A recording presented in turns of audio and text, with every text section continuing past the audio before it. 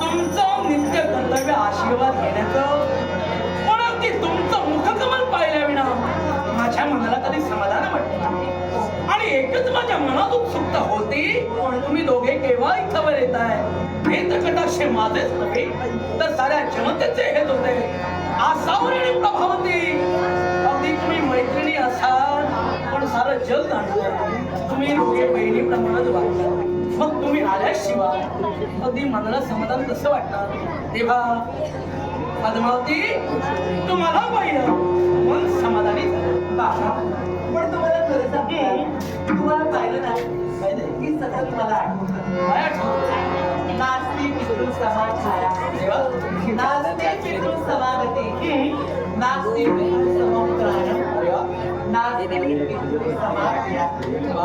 विद्यासारखा सावली देणारा, संकट समयी एका कन्येच्या पाठीशी मोठीपणे उभा राहणारा, अगदी विद्यासारखा मार्गदर्शक आणि विद्यासारखं संरक्षक एका कन्येसाठी या विश्वाची टाकली स्त्री आहे. आपले हे सुसंस्कार आणि हे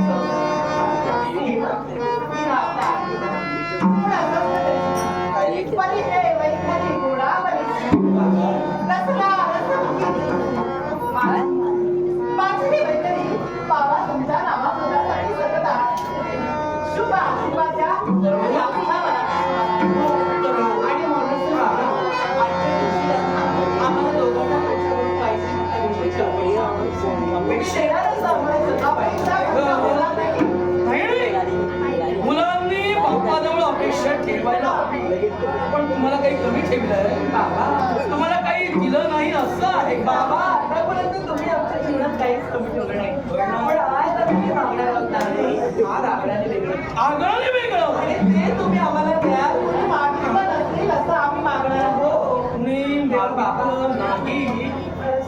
काय द्याल तुम्ही? सांगा ना बाबांना काय हवंय. आम्हाला हवंय ते. तुम्ही फक्त बोला, तुम्ही फक्त बोला.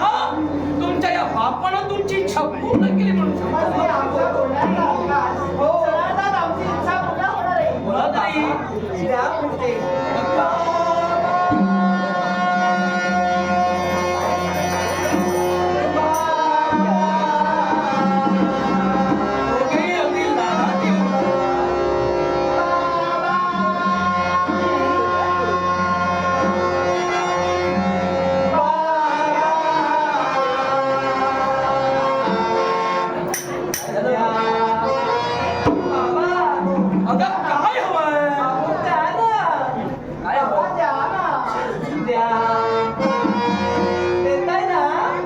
माझ्या लक्षात स्त्रीला जास्त कशाची आवड असते. तिला हवं असतात ते दागदागिने. कोण आला तिकडे, चला लवकर यांच्यासाठी दागदागिने आणा. सैनिकांना नव्हे, आम्हाला हवंय फक्त एकच. काय हवंय.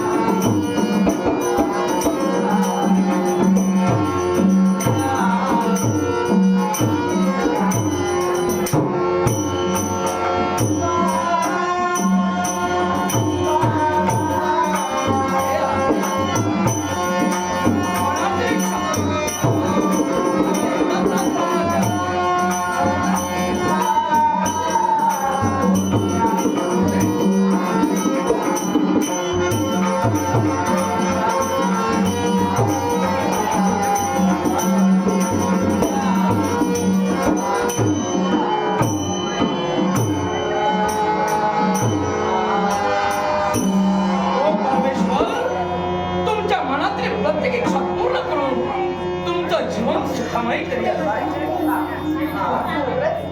आशीर्वादाचे शब्द ऐकले मन समाधानी झाले, मन आनंदी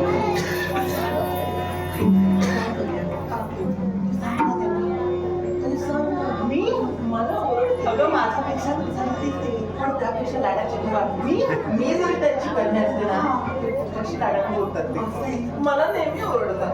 पण असं तरी असणार रागे म्हणले तर त्यांचा दोष माझ्या मागे नाही म्हणून मी घाबरते. तू काहीतरी सांगतो त्यांना जर राग आला ना तर मी तो उतरवेन. हरकत नाही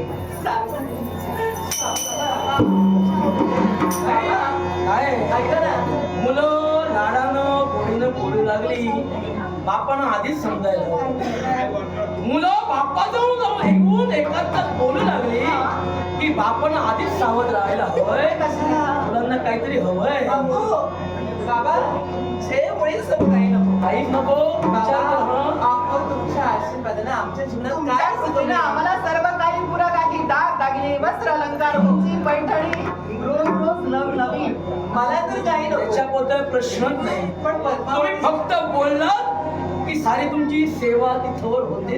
हो ना पण बापाजवळ आल्याबरोबर गोड बोलानं बोलताय. पण बाबा तुम्हाला ही तुम्ही माझी लाडकी फुलं म्हणून तुम्हाला मी सांभाळलं. ही फुलं आल्यापासून बाबा बापाचे लाडच करताय. बाई. नाही बोला बोला तुम्ही काय ते बोला आता. नाही बोला तुम्ही बोललात तेव्हा कळालं मला काय झालं. म्हणजे बाबा तुम्ही मनगवडे आहात. आम्ही तुमची फुलं आमच्या मनातील अगदी अचूकपणे आपण इवलाचा रोग गगनाला फेविला. नाही मारायची आहे अगं, का? काय करते आम्ही तुमची फुलं आहोत की नाही बाई तू माझं फुल आहे पण हे फुलाप्रमाणे जपलं नाही मी. अहो तसं नाही बाबा पद्मावतीची इच्छा होती. माझी फक्त एकट्याची माझी नाही म्हटलं ना माझी मुलांनी असं केलं की बापानं सावध राहायला हवं. आता ही म्हणाली तिची इच्छा, ही म्हणते तिची इच्छा. तुम्ही आधी नेमकं सांगा इच्छा कोणाची. आम्ही आडेकडे आमच्या दोघांची सुद्धा इच्छा कोणाची आहे? दोघांनी आमच्या मनाची नाही तुमची जर इच्छा असेल मी वेळ लावणार नाही. तुम्हाला दोहोंचा एकाच वेळी लग्न ठरवा. काय झालं काय होतंय तुम्ही? आता तुमची इच्छा असेल तुमच्या काय मुलं तारुण्यात आली. बाबा त्यात आपली मुलं तारुण्यात आली. बापाबरोबर लाडानं बोलतायत की बापानं समजायला हवं. हो बाबा मनात कुणीतरी त्यांच्या बिमलंय, मनात कुणीतरी दडलंय. काय ग तसं काही पता नाही ना. पद्मावती काय म्हणते ती? तुझ्या मनातलं दडलेलं ओळखलं त्यांनी. माझ्या नव्हे तुझ्या माझी चेष्टा करायची नाही हा. बाबा आमची काय गं? आम्ही दोघी काय ठरविलं? आम्ही जायला जायचं. हो माझी इच्छा होती पण आता ही एकटी कशी जाणार म्हणून मी तिथे सोबत जाणार आहे. हिला इच्छा आहे. हिच्या समोर तुला जायचं बरोबर तिची इच्छा सुद्धा दडली सोबत सोबत. तुझ्या स्वभावाची कल्पना मला लागली. तू माझी कन्या आहेस ग. माझं रक्त आहे मला कळतंय काय करू शकतं. बापाला चकवितोय, बापाला फसवितोय. केवळ हिचे लाड मी पुरविले. तुम्हा दोघात कधी भेदभाव केला नाही. तू म्हणत अशी हिचे लाड केले त्या शब्दावर विश्वास ठेवे. तिच्यापेक्षा जास्त लक्ष तुझ्याजवळ आहे. पण बाबा इच्छा आहे ना आमच्या सगळ्यांची एक सांगतो. तुमची इच्छा मी केव्हाही बोललेली नाही. तुमची इच्छा आहे ना मग जा पण लवकरात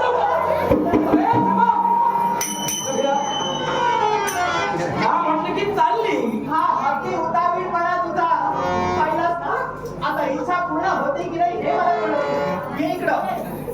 बाबा काय झालं कुठं निघाला? आम्ही तुमची फुलं आहोत ना चटकन चटकन आम्ही निघून होतो. तुला आज बरोबर आहे. फुलं कोमेजायची. तुला जर अशीच राहिली कोणीतरी तोडून देणार. अहो पण कोमेजायची आता काय रे?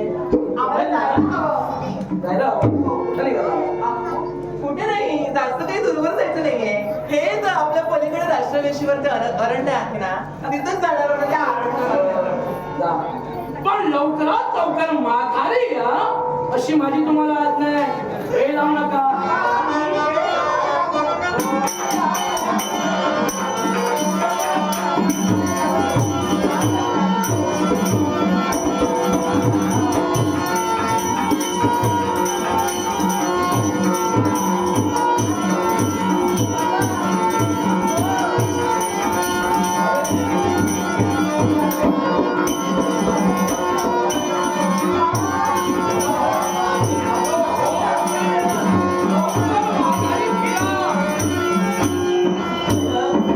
गेली. मुलींचंही असं असतं. अगदी मायाप्रेम बापाला लावतात, मायेनं आपले शब्द सत्य करून घेतात. असू दे, माझी मुलं फिरायला जरी गेली तरी सहज माझ्या मुखातून शब्द निघाले, बा तुमचं लग्न व्हायला